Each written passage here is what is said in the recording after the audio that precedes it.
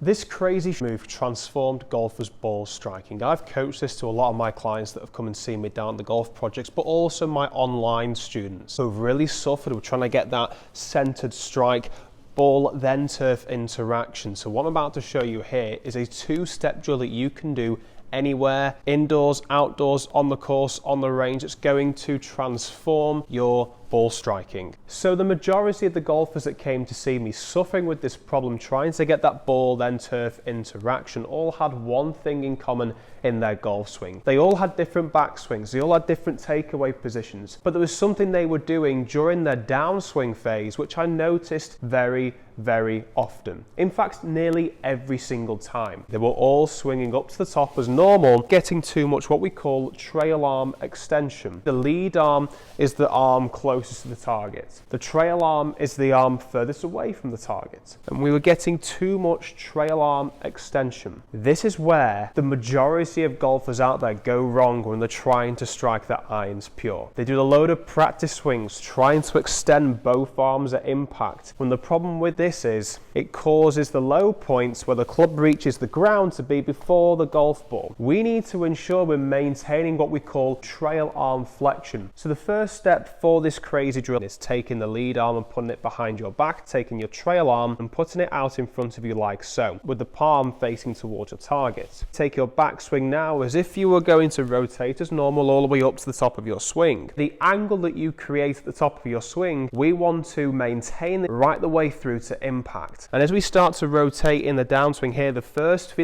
initial thought I want you to get is thinking as this lead hip starts to rotate away from the golf ball. You can see here you're rotating that lead hip away from the golf ball. Well, to me, it feels like I'm pressing down. I take a little step. I don't do this purposely, just subconsciously, but taking a little step and then shifting the lead hip out of the way is going to ensure you're starting the downswing using that lower body. If we can start the downswing using the lower body and continue to use the lower body, it's going to reduce the chances of us getting this trail arm extension at impact. So we've swung to the top, we've took a step and we started to rotate out the way into this position here. We want to be ensuring for step 2 that as we continue to rotate, we're trying to get this trail elbow to come out in front of your belly button. This is a great sensation to help maintain this right arm flexion through impact. Due to gravitational forces, it's very easy for us last minute to get that extension, but we want to start to see that extension just after we hit the golf ball. So to ensure we're doing this correctly, we want to be really exaggerating this drill. And for a little bonus tip, just to help you ensure you're squaring up the face at impact and improving what we call that dynamic loft,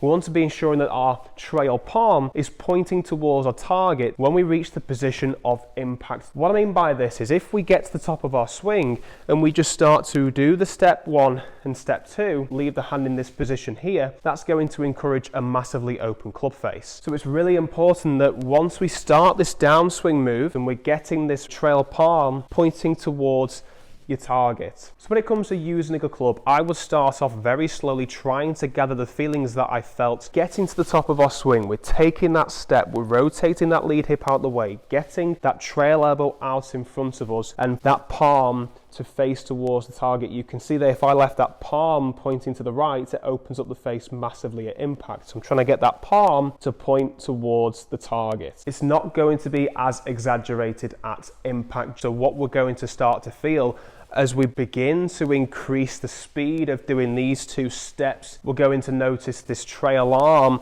want to start to extend after the golf ball in this position here, but that's going to happen naturally. As long as you're feeling those 2 steps and applying that bonus tip, getting that right palm, that trail palm pointing towards your target, you're going to notice a great difference in ball striking.